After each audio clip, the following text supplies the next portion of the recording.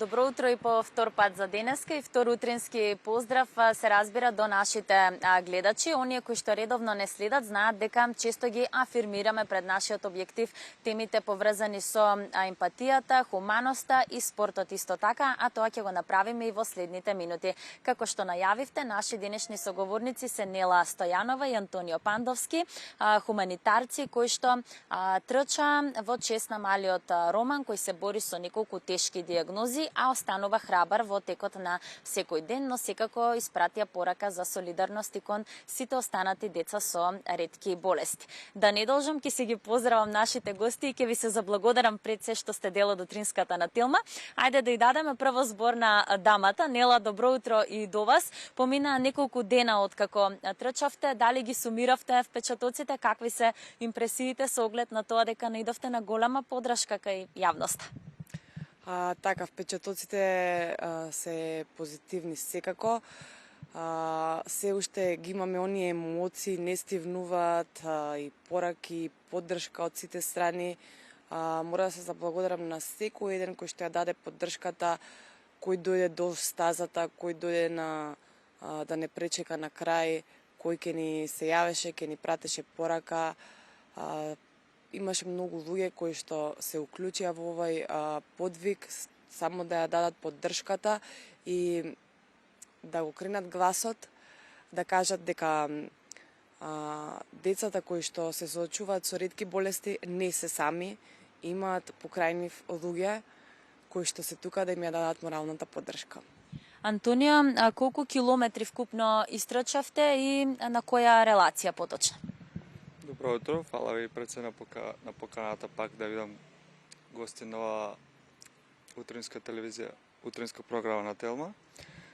Вкупно истрчав 84 километри, релацијата беше од Струга, Охрид, од Охрид до Светинаум и повторно назад се до Струга.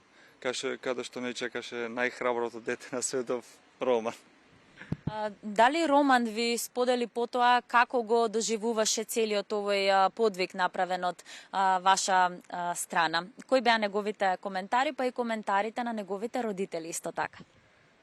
Неговите коментари знам кога ни беше најпотребно се уклучи во живо на Инстаграм и само ни кажа дека не требало ова, дека многу правиме за него, а всушност тој не го разбира тоа дека ние правиме многу малку за него.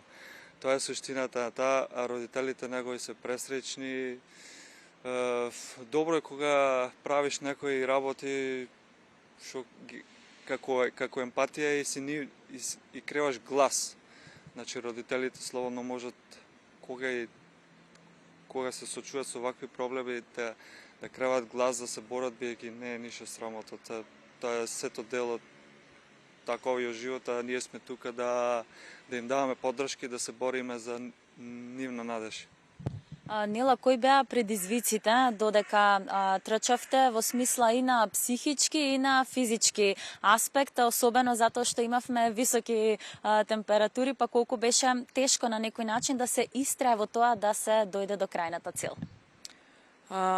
Имаше предизвици дефинитивно, особено со тоа што јас трнав со повреди на ногата и на рамото, изгореници, и самото сонце знаеше болката да ја направи уште поголема, но нас Роман ни беше ветер во грбот, така да кога имаш таква мотивација како што е Роман, а Роман е исклучително позитивно дете, не размислуваш на болката, размислуваш на неговата насмевка која те чека на крајот на неговата преградка и ние на болка, ни еден умор веќе не постои, стануваш силен и храбар, онолку колку што е силен и храбар Роман секој ден.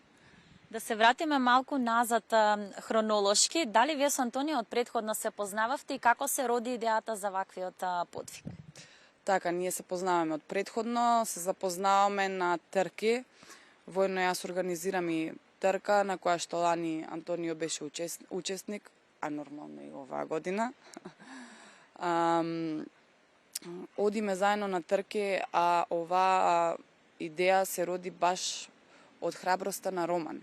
Роман пред кратко време се оперираше на нозете, туморна хипофиза ги нападна неговите нозе и Роман се бореше со повторно породување. По трет пат во неговиот живот Роман прооде. И со оглед на тоа дека и Антонио лани имаше еден хуман подвиг кој беше исто така во овој период, така ни се вклопи датумот да е баш на 19 јули и годишнината на Антонио и проодувањето на Роман и заедно ги вклопивме и ете го остваривме подвигот. Додека трчавте сега во неделата, не ви беше целта да се соберат донации, туку само нели да испратите порака за заедништво, за разлика од минатото лето кога Антонио трчаше до Острог, тогаш во чест на дечињата со канцер. Како изгледаше тој пат и што успеавте да обезбедите со помош на донациите од граѓаните? Кој беше исходот на крај? Исходот на крај беше да дониравме со фондацијата ИЦБ 5 медицински апарати за лекување на дечината кои се сочуват со најтешките битки. И од тој ден навака секој ден слушам некој си звоно во клиниката во кој ме радува. Тие апарати што сме ги донирале има голем ефект, многу помагаат за деца и родителите. Многу се заблагодарени. Секој ден добивам повици, пораки. Јас, чим моето тело се сочува со такви предизвици, може да издржи, че трчам, дури можам и ќе помагам, некојаш ќе собирам средства за донации, некојаш ќе бидам само да пренесам порака, да бидам ниве глас, ама никош нема да престанам да ги правам овие работи. Како изгледаат подготовките за еден ваков подвиг, особено кога релацијата е нели малку подолга? Зборуваме за подготовки од аспект на кондиција и од психички аспект и колку често треба да тренирате на некој начин и дали пред самиот настан се поинтензивни тие подготовки? Па искрен да бидам, ја и не се подготвувам многу, бидејќи не ми дозволува толку многу и време тој со работа. Едноставно јас кога ќе се решам на ваков предизвик, пред мене ја имам само вербата во Бога и силата што ми ја дава Бог, воедно и мојата мајка и мојот татко кои се горе ангели. Кога и да тргнам на такво патување, без разлика дали трае 18 дена, кој треба да трчам 40 км дневно или како во неделата да трае еден ден, а трчам 85 км, јас имам огромна верба пред се во Бога, после тоа и во моето тело. Знам дека кога и да имам тешкотија во патот, се сочувам со Бога, барам Божја сила и како за чудо може некој нема верува, ама јас се чувствувам. Како ангели чувари да влегува во тој момент во мене, јас сум како да не сум трчал, се чувствувам моментално. Нела, споменавте и вие дека претходно низ годините сте организирале трки, затоа морам да ве прашам според вас колку токму преку спортот можеме да упатиме пораки за заедништво, за емпатија и да се солидаризираме со оние кои што се ранлива група во нашето општество.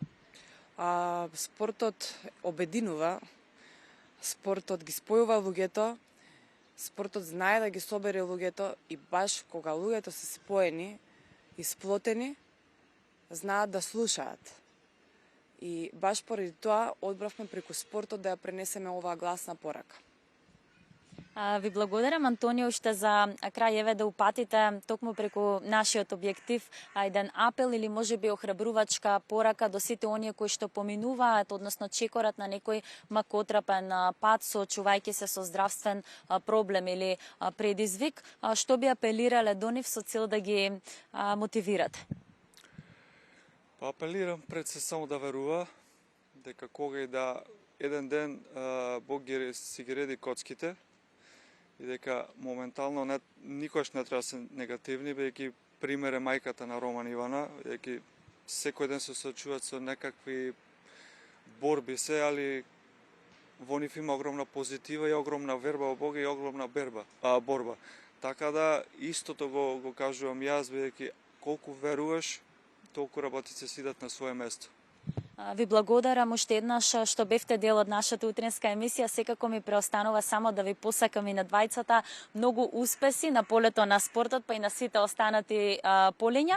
Во интерес на времето, ние овде го финишираме второто линковско вклучување за денеска, токму со овие мотивирачки, охрабрувачки пораки како ветер во грб, кои што беа упатени до јавноста од нашите денешни утрински соговорници.